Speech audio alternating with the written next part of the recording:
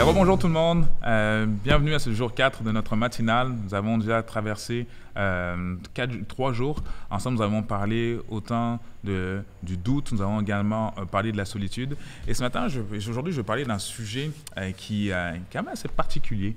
Un sujet qu'on n'aime pas trop aborder parce que ça vient vraiment nous shaker, nous chercher. Et ce matin, on va parler de la jalousie.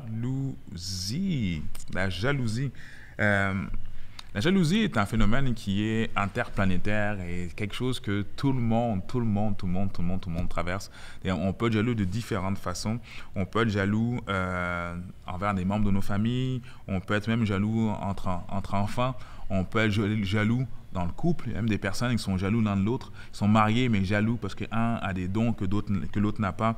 On jaloux dans notre grande famille élargie, jaloux au travail, souvent jaloux de notre collègue, peut-être parce qu'il y a des skills, il y a des choses qui font que nous, on fait peut-être moins.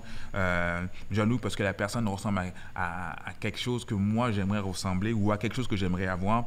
Même dans l'église, ça nous arrive d'être jaloux.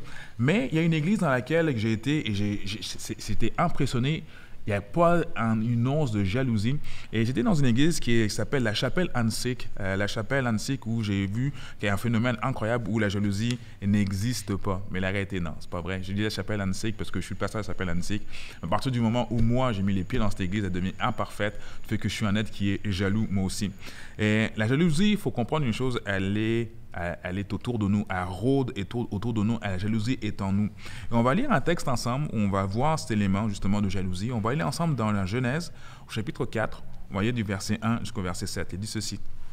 Adam connut Ève, sa femme. Elle conçut un enfant Caïn et elle dit, « J'ai formé un homme avec l'aide de l'Éternel. » Elle enfanta encore son frère qui s'appelait Abel. Abel fut berger et Caïn fut laboureur. Au bout de quelque temps, Caïn fit à l'Éternel une offrande des fruits de la terre. Et Abel, de son côté, en fit une des premiers-nés de son troupeau et de leur graisse. L'Éternel porta un regard favorable sur Abel et sur son offrande, mais il ne porta pas un regard favorable sur Caïn et sur son offrande. Caïn fut très irrité et son visage fut abattu. Et l'Éternel dit à Caïn, « Pourquoi es-tu irrité et pourquoi ton visage est-il abattu? Certainement, si tu agis bien, tu relèveras ton visage, et si tu agis mal, le péché se couche à ta porte, et ses désirs se portent vers toi. Mais toi, domine sur lui. » Un des textes que l'on connaît très bien, où on voit justement son frère, on voit Caïn qui est jaloux de son frère Abel. Dieu va porter un regard particulier sur l'offrande. Et quand on continue dans le texte, il va porter un regard particulier sur l'offrande que Abel va faire et ne prendra même pas l'offrande que Caïn fera. Et la Bible nous le dit par la suite, de cette jalousie va même émaner un meurtre où Caïn va tuer son frère Abel. Mais on n'ira pas jusqu'à là, mais on va juste s'arrêter sur l'élément de la jalousie. Vous arrive-t-il parfois d'être jaloux? Jaloux parce qu'il y a comme une situation qu'on vient de voir où une personne a réussi à faire quelque chose ou avoir une position que nous, on aurait tellement voulu avoir.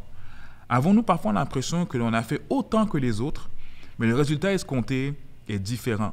Que ça soit au travail, que ça soit à l'école, même dans notre célibat, dans notre mariage, des choses que on fait quelque chose, mais la personne qui est à côté, on a l'impression qu'on en a fait moins, mais c'est elle qui finit par avoir le poste, c'est elle qui finit par avoir tous les mérites. Parfois, on a même l'impression d'en avoir fait plus que les autres, mais le résultat est encore une fois différent. Quand je parlais tantôt des promotions au travail, etc. Une chose que je réalise, c'est que moi-même, Jackson, au moment où je vous parle, quand une fois ça m'est arrivé de me dire, mais c'est injuste.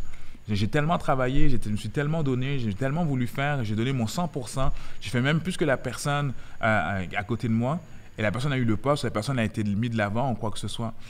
Et souvent, on a ce sentiment, parce qu'il y a un élément qu'on oublie souvent, c'est qu'on a une part d'orgueil en nous qui nous amène à se sentir supérieur aux autres en disant de qui nous sommes.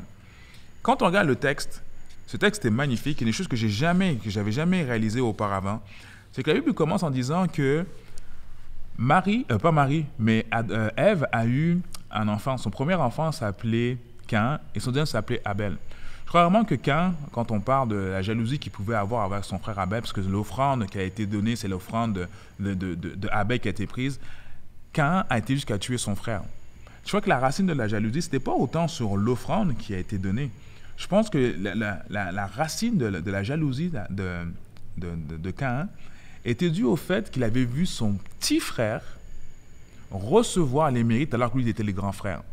Et c'est vraiment incroyable de voir, quand je regarde le grand frère, le petit frère.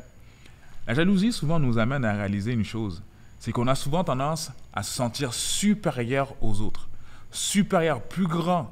La personne qu'on sent inférieure commence à avoir une position, commence à avoir un regard favorable auprès du patron, ou même, il y a même je m'excuse de le dire, il y a peut-être mes frères et sœurs qui vont suivre cette matinale.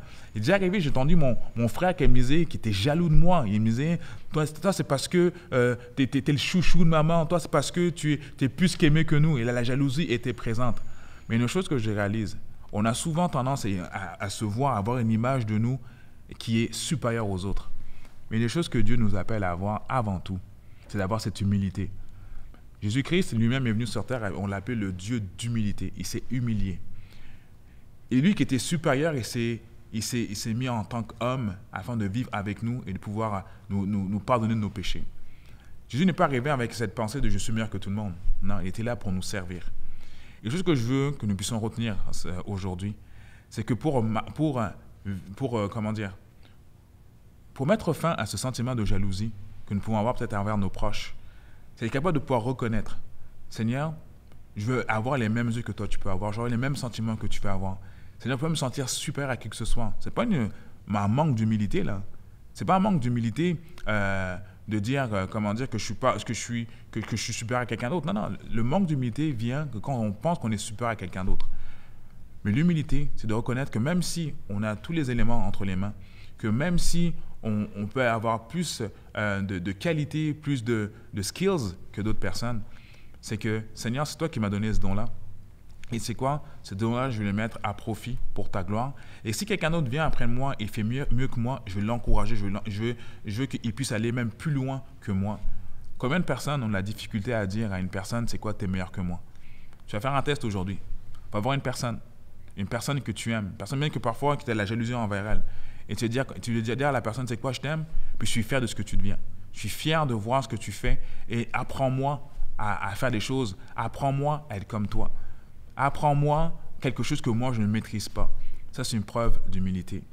La clé pour vaincre la jalousie, je crois vraiment que cette clé, c'est l'humilité de reconnaître que nous ne sommes rien et que ce qui nous sommes, c'est uniquement par Dieu que nous le sommes. Donc, prions ensemble. Seigneur Père, je te remercie. Seigneur, la jalousie est une chose que je vis, que nous vivons tous. Seigneur, à travers cela, tu veux nous apprendre une chose, c'est que nous devons être humbles les uns envers les autres. Seigneur, tu es notre orgueil, tu es ce fléau, tu es ce péché qu'il peut y avoir en nous. Mais apprends-moi, Seigneur, à ne pas être un homme jaloux, mais apprends-moi à être un homme humble, un homme qui t'aime, un homme qui te sert et qui sert mes frères et mes sœurs. Apprends-moi à regarder mon prochain tel que toi, tu le vois. Apprends-moi à ne pas être jaloux du succès des autres, mais apprends-moi d'apprendre des succès des autres et à pouvoir élever.